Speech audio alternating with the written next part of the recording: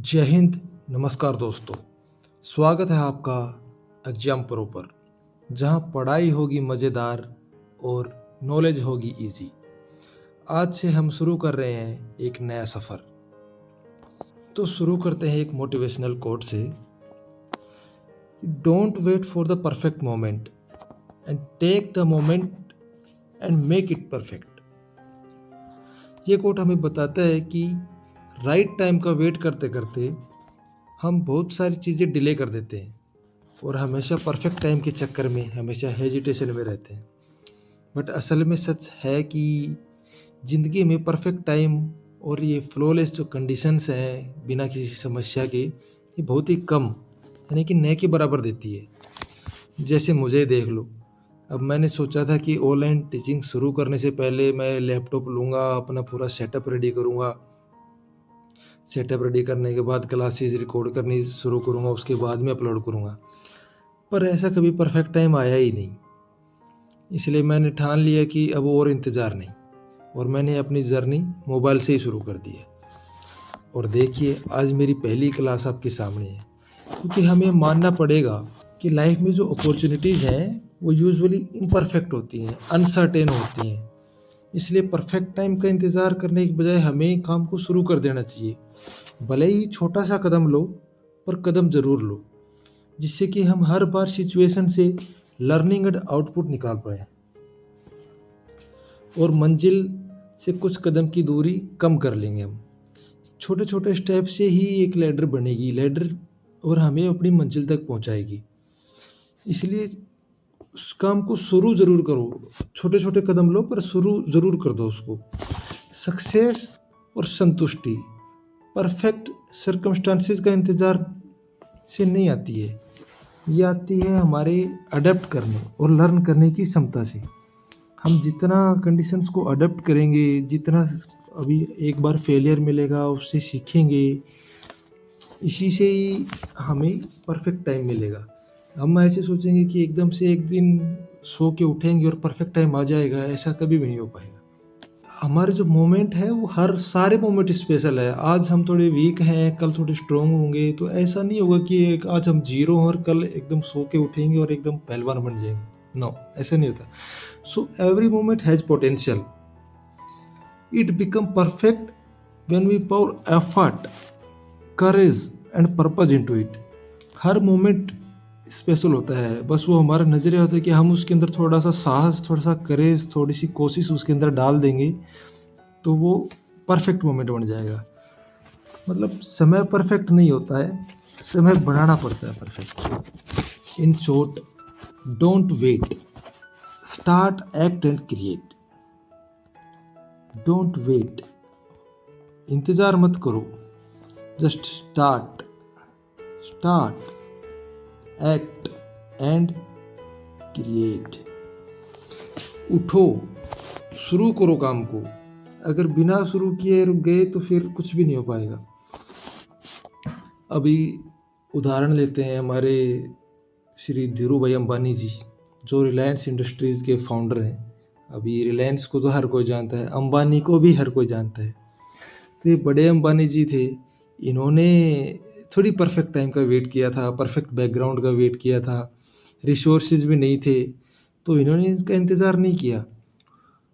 उनकी जर्नी बहुत ही मोटिवेटिंग है। देखिए, वो गुजरात के एक छोटे से गांव में जन्मे, फिर बाद में विदेश जाके यमन में एक छोटे क्लर्क की जॉब करते थे।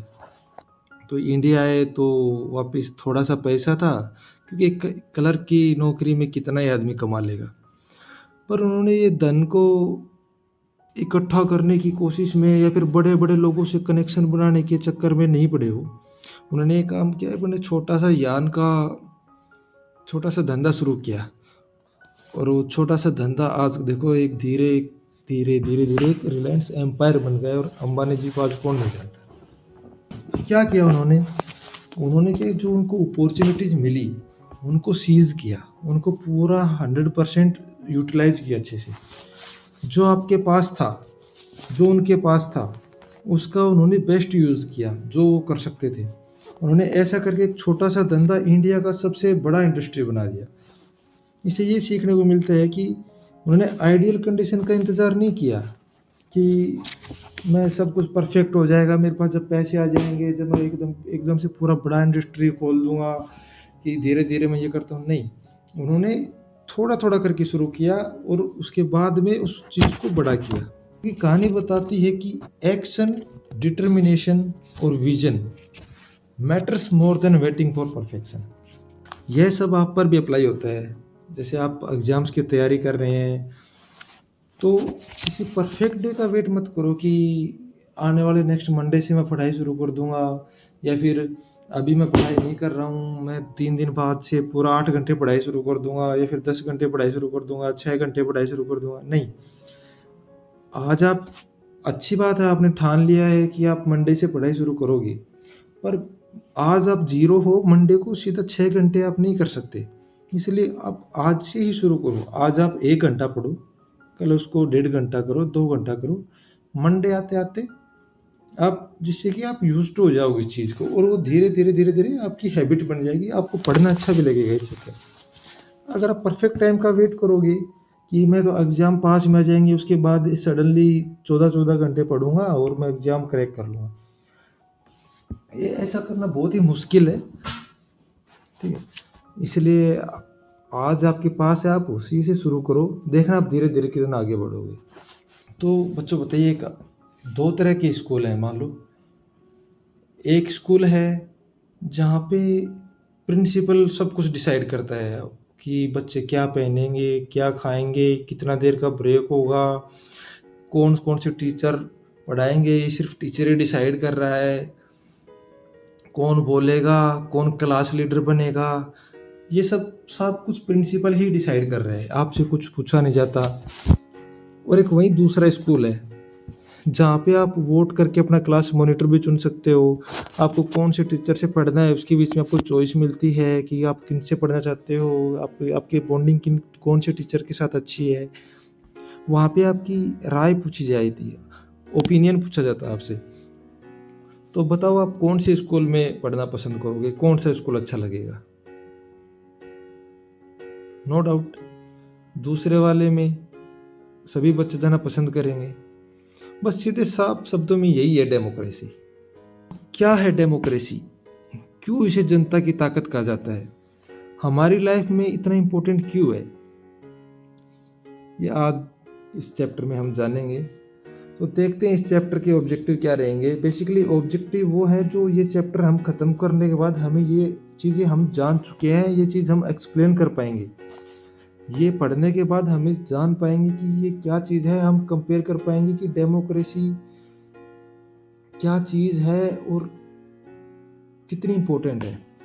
तो after the completion of this chapter students will be able to define democracy. आप डेमोक्रेसी को डिफाइन कर पाओगे कि डेमोक्रेसी क्या चीज़ है, डेमोक्रेसी के की फीचर्स क्या क्या हैं, डेमोक्रेटिक नॉन डेमोक्रेटिक गवर्नमेंट है उनके बीच में डिफरेंसेस क्या क्या है, वो आप एक्सप्लेन कर पाओगे। डेमोक्रेसी इम्पोर्टेंट क्यों है, हम क्यों पढ़ रहे हैं, डेमोक्रेसी क्यों ज़रूरी है, डेमोक्रेसी जहाँ पे डेमोक्रेसी नहीं होती वहाँ पे क्या होता है, वो चीज़ हम जान पाएंगे। और डेमोक्रेसी जो सिर्फ बताने का ही नहीं है, एक डेफिनेशन ही नहीं है, डेमोक्रेसी का बहुत बड़ा मीनिंग है, वो हम जानेंगे कि इसका ब्रॉडर मीनिंग क्या है, ये हमारी लाइफ में क्या वैल्यू रखती है, कितना इम्पोर्टेंस है इसका। तो ये हम इस चैप्टर में जानेंगे। अब देखते हैं कुछ फेमस हस्तियां हैं जो डेमोक्रेसी के बारे में क्या क्या बोलती हैं। Democracy is stronger then the bullet, ये बोलते हैं अब्राहम लिंकन जी। ये साहब जी बता रहे हैं कि शांति प्रिय पीसफुल वोटिंग कितनी ताकतवर है। अच्छा, एक सवाल बताइए, जो अब्राहम लिंकन जी हैं ये कौन सी कंट्री से बिलोंग करते हैं, कहाँ के ये प्रेसिडेंट रह चुके हैं? तो डेमोक्रेसी में लोग बदलाव लेकर आते हैं और वह बदलाव कोई फोर्स या फिर कोई ताकत या कोई वार की वजह नहीं आता। यह बदलाव आता है पावर ऑफ वोट से। ठीक है, तो जो बुलेट है, ये बुलेट दिखाती है कि इसमें कोई ताकत इतना मायने नहीं रखता। जो बैलेट है, हमारा वोट है, बैलेट वो होता है जहाँ पे हम वोट डाल के आते हैं ना, तो बैलेट है वो ज़्यादा स्ट्रोंगर होता है। क्यों स्ट्रोंगर होता है? क्योंकि उसके अंदर हम अपनी मर्जी से किसी को भी वोट डाल सकते हैं, जो हमारे हित के लिए अच्छा है, हमारे देश के लिए अच्छा है, हम उसको वोट डालते हैं। आप किसी को डरा धमका के वोट नहीं डलवा सकते। Democracy is the government of discussion, ये बोल रहे सर विंस्टन चर्चिल जी। तो सर चर्चिल जी ने बोला है कि डेमोक्रेसी में डिबेट, डायलॉग और एक्सचेंज ऑफ आइडियाज, विचार विमर्श से डिसीजन लिया जाता है। कि अभी जैसे अपने इंडिया में देख लो कि पार्लियामेंट में एक रूलिंग पार्टी होती है, दूसरी विपक्षी दल होता है, आपस में बात करते हैं, डिबेट करते हैं, एक एक दूसरे को एक कोई चीज़ लेके आता है, दूसरा उसकी कमियां गिनाता है, उसके बाद में उस पर डिस्कशन होता है, उसके बाद में कोई कानून बनता है। तो ऐसे ही डेमोक्रेसी में डिस्कशन होता है, डायलॉग्स होते हैं, दो पक्ष आपस में बात करते हैं, एक्सचेंज ऑफ आइडियाज होता है, एक दूसरे के आइडियाज को एक्सचेंज करते हैं कि ये सही है, नहीं ये सही है, फिर वो बताया नहीं इसके अंदर ये कमी है। विचार विमर्श करते हैं एक दूसरे से और उसके बाद में डिसीजन लिया जाता है। इसमें सभी का इन्वॉल्वमेंट होता है। इसमें ऐसा नहीं कि जो रूलिंग पार्टी है वो अपनी मनमर्जी से, हाँ उसका रोल होता है, वो लेके आता है चीज़ को, पर इसमें विपक्षी दल भी बहुत भूमिका निभाता है कि वो उसके बारे में डिस्कस करते हैं, बात करते हैं, उसकी कमियां गिनाते हैं। डेमोक्रेसी किसी एक आदमी की कमांड से नहीं चलती है। अभी ऐसा नहीं है कि एक आदमी, जैसे मोदी जी हैं हमारे प्राइम मिनिस्टर, तो मोदी जी ने एक आदमी ने बोल दिया कि नहीं ये कानून बनेगा तो सिर्फ वही बनेगा, नहीं ऐसा नहीं है। उसमें सभी की सहमति जरूरी है। अकेले एक मोदी जी के कहने से कुछ भी नहीं होगा।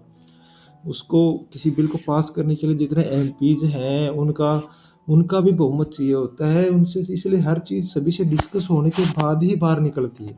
एक आदमी के चाहने से कुछ भी नहीं हो पाता। इंडिया में यही होता है। देखो पार्लियामेंट में डिबेट होती है, पब्लिक भी विरोध प्रदर्शन कर सकती है। अगर कोई चीज़, जैसे किसान बिल था, किसान बिल इंडिया में आया था तो किसानों ने प्रोटेस्ट किया, प्रोटेस्ट करने के बाद उसको वापस लेना पड़ा सरकार को। तो ये जनता की ताकत दिखाती है। अगर जनता को ऐसा लगता है कि नहीं ये चीज़ हमारे लिए गलत हो रही है, हमसे विपक्ष में जा रही है, तो इस चीज़ को जनता विरोध प्रदर्शन भी कर सकती है, उस चीज़ को जनता हटवा भी सकती है। जनता की ताकत है, ये डेमोक्रेसी की खूबसूरती है। डेमोक्रेसी में हर किसी को फ्रीडम ऑफ एक्सप्रेशन होता है, अपनी बात कहने का मौका मिलता है, अपने विचार किसी के भी सामने प्रस्तुत कर सकते हैं। तो चलिए नेक्स्ट अगले पे देखते हैं। श्री अंबेडकर जी ने बोला है, अच्छा बताइए आज़ाद भारत के में ये अपना अंबेडकर जी का क्या योगदान था। अंबेडकर जी बहुत फेमस हैं। ये हमारे जो भारत का संविधान था उसके रिगार्डिंग बताइए इनका क्या योगदान रहा है। ठीक है, इन्होंने डेमोक्रेसी के बारे में बोला है कि democracy is not merely A form of government, it is primarily A mode of associated living of conjoint communicated experience. केवल इलेक्शन करवा देना और गवर्नमेंट बना देना ही नहीं है कि डेमोक्रेटिक सरकार है, इलेक्शन हो गए, सभी ने वोट डाल दिए तो हो गया काम, सरकार बन गई, बस काम खत्म। इतना ही नहीं है। डेमोक्रेसी में हम क्या क्या देखते हैं कि लोग एक साथ इक्वालिटी के साथ रह रहे हैं। हर किसी ने किसी के साथ भेदभाव नहीं होना चाहिए। एक के साथ भेदभाव हो रहा है, कोई अमीर है कोई गरीब है, उनके साथ भेदभाव हो रहा है, तो वो डेमोक्रेसी नहीं है। डेमोक्रेसी हम सबको एक साथ इक्वली लेके चलते हैं विद डिग्निटी एंड रेस्पेक्ट। एक दूसरे की रेस्पेक्ट होती है उसके अंदर ऐसा नहीं है कि एक को लो फील कराया जाता है, एक को हाई फील कराया जाता है, सबका सम्मान होता है। उनके लिए डेमोक्रेसी जिंदगी जीने का वो जरिया है जिसमें सोसाइटी सभी के साथ अच्छा व्यवहार करे, सभी की इज्जत करे और सबको सम्मान की नज़र से देखा जाए। तो डेमोक्रेसी मतलब सरकार चुनना ही नहीं है, इसके अंदर कि हमारे समाज में सभी को सेम नज़रिए से देखा जाए, सबकी इज्जत हो, ये भी डेमोक्रेसी का ही पार्ट है। अच्छा अगला क्वेश्चन बताइए कमेंट सेक्शन में कि आज़ाद भारत के पहले प्रधानमंत्री कौन थे। Who was the first prime minister of independent India.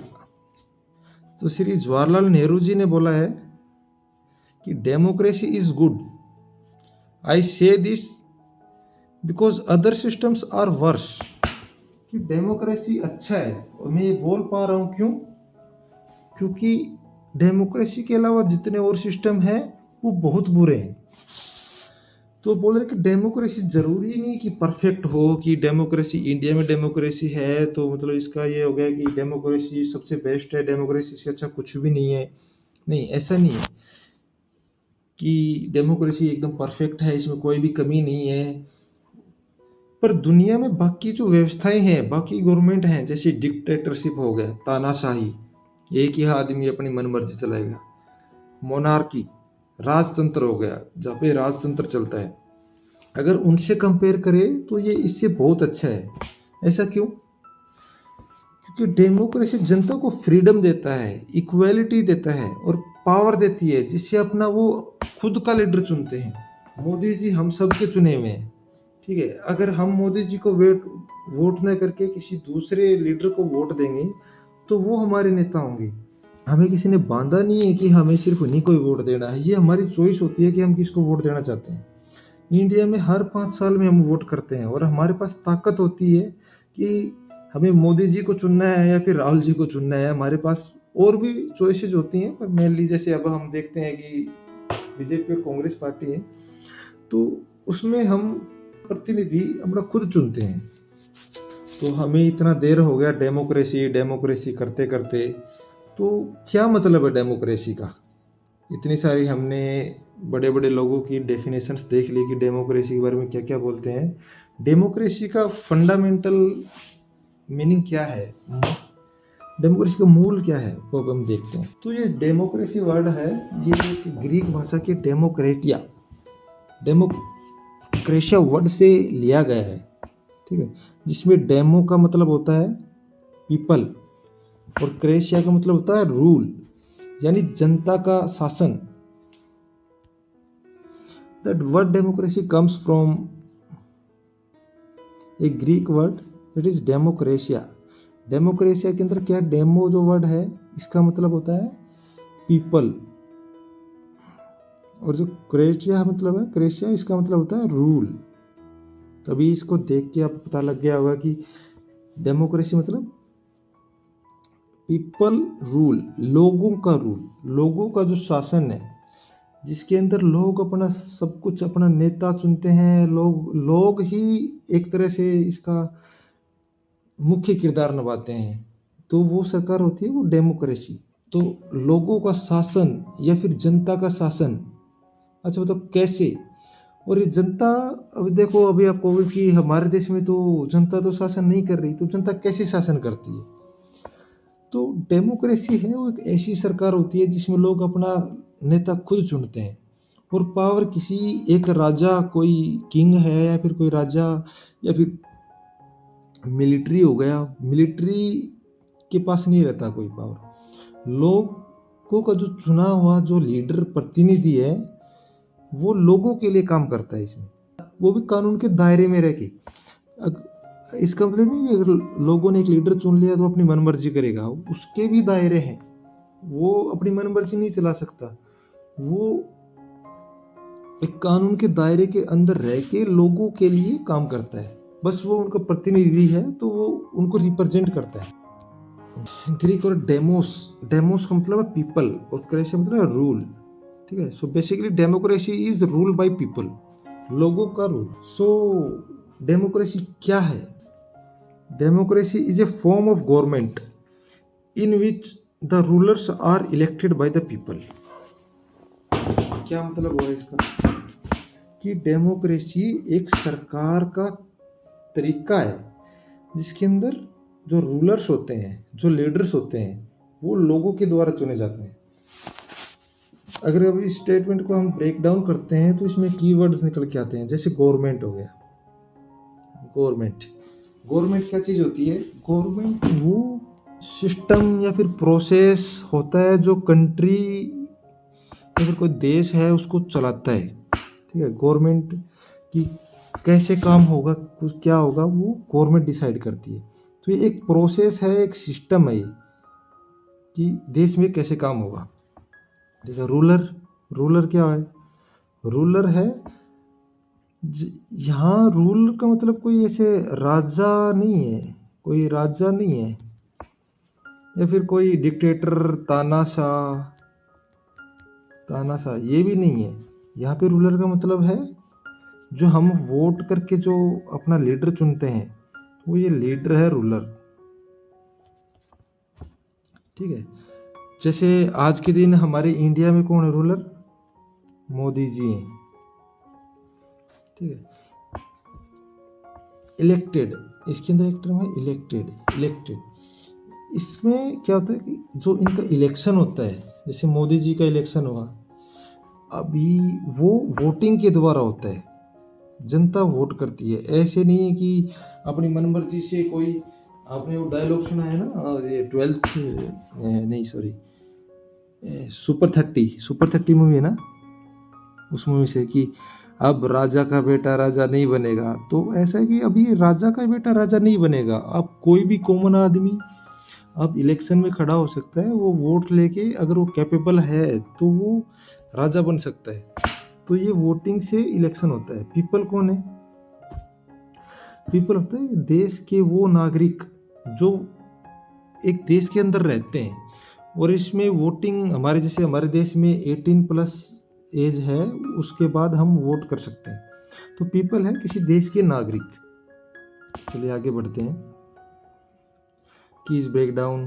Government the system that runs the country. Government क्या है कि जो सिस्टम है जो कंट्री को चलाता है।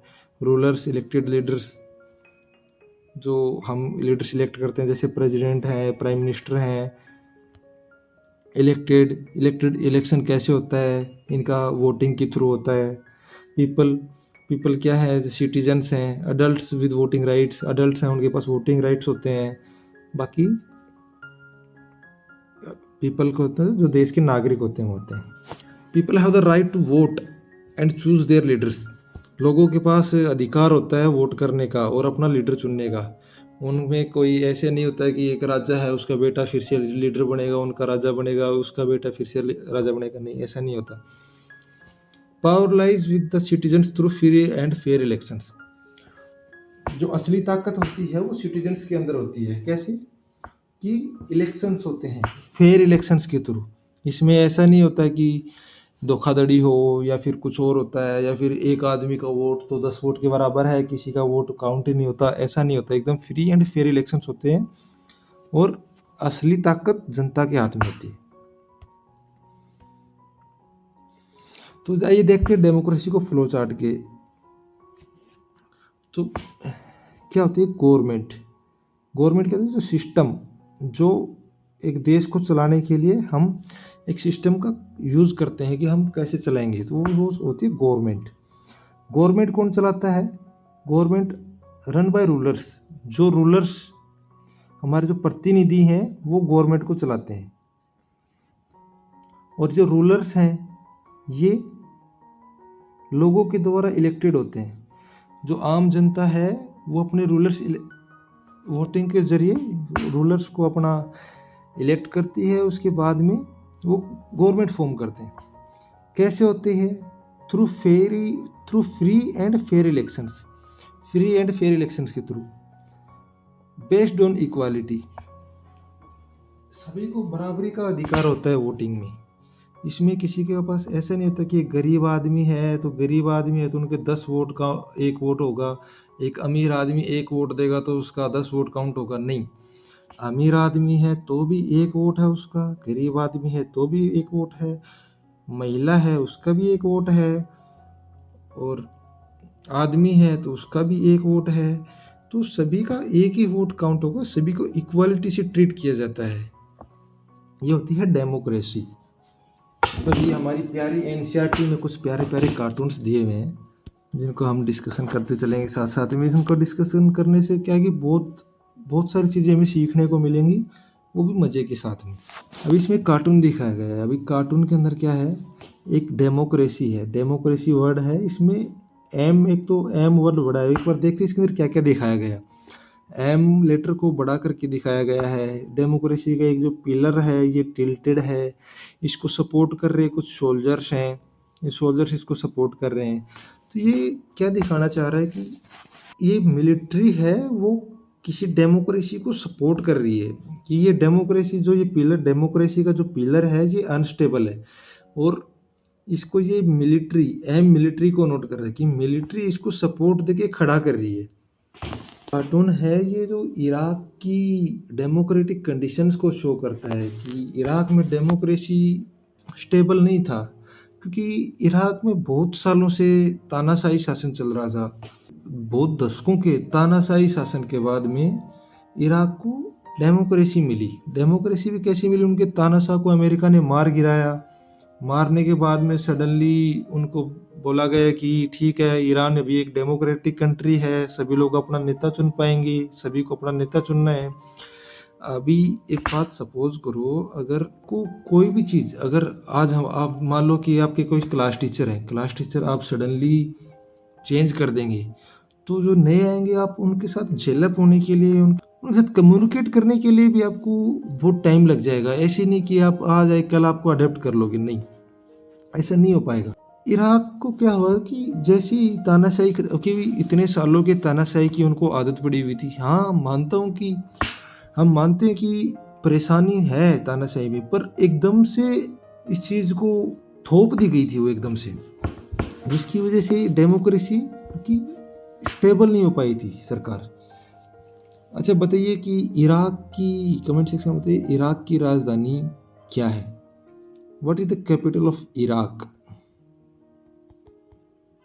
और इराक की करेंसी क्या है? कमेंट सेक्शन में बताइए। तो ईरान के जो डिक्टेटर थे उनका नाम था सद्दाम हुसैन।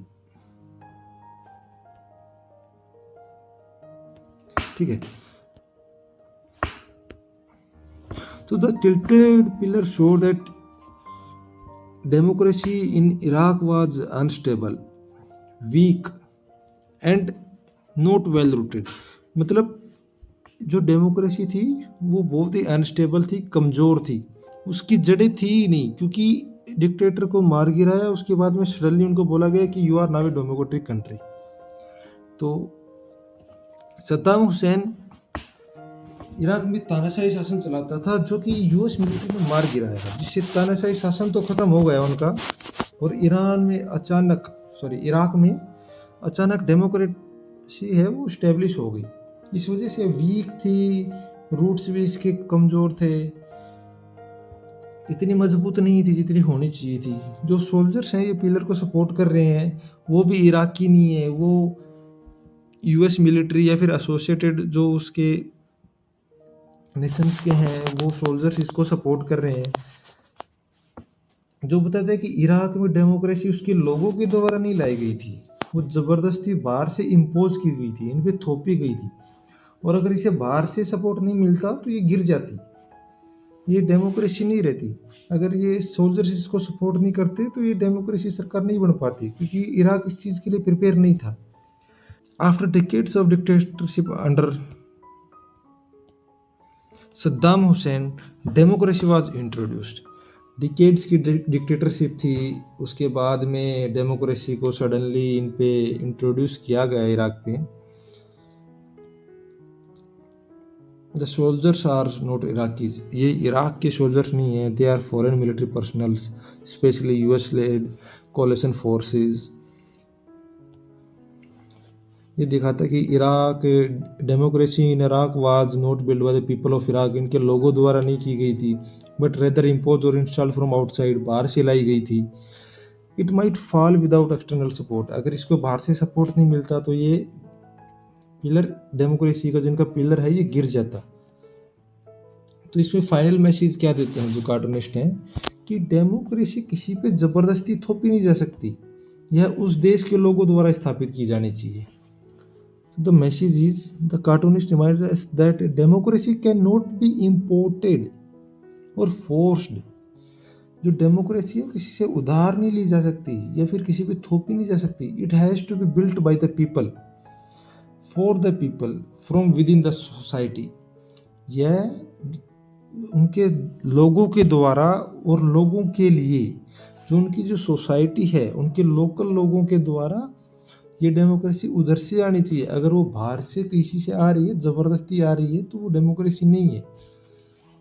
एक बात होती है, अगर आपके घर के अंदर जैसे पड़ोस वाले अंकल आके आपको उस पर फोर्स करते हैं, आपके घर के डिसीजन लेने के लिए मजबूर करते हैं, तो क्या वो डेमोक्रेसी होगी? वो नहीं हो पाएगी। ऐसे ही देश के लिए है कि अगर बाहर से कोई आके आपको सपोर्ट कर रहा है ऐसा कर रहा है, तो वो डेमोक्रेसी के अंडर वो प्रॉपर डेमोक्रेसी नहीं है जैसी होनी चाहिए। तो आज का लेक्चर हम यहीं पे ख़त्म करते हैं। जो कल नेक्स्ट लेक्चर में हम देखेंगे what are the features of democracy, कि डेमोक्रेसी के फीचर्स क्या क्या होते हैं, डेमोक्रेसी के अंदर क्या क्या होना चाहिए, डेमोक्रेसी कौन सी चीज़ें होनी चाहिए और कौन सी चीज़ें नहीं होनी चाहिए, किन चीज़ों के होने से डेमोक्रेसी को फ़ायदा होता है और कौन सी चीज़ें होने से डेमोक्रेसी होती नहीं है। हम उन देशों का एग्जांपल देखेंगे जिसके अंदर डेमोक्रेसी उस नाम की डेमोक्रेसी है, वो बोलने के लिए बोलेंगे कि we are a democratic nation, but वो एक्चुअली में होता नहीं। किसी देश में मिलिट्री का शासन होता है,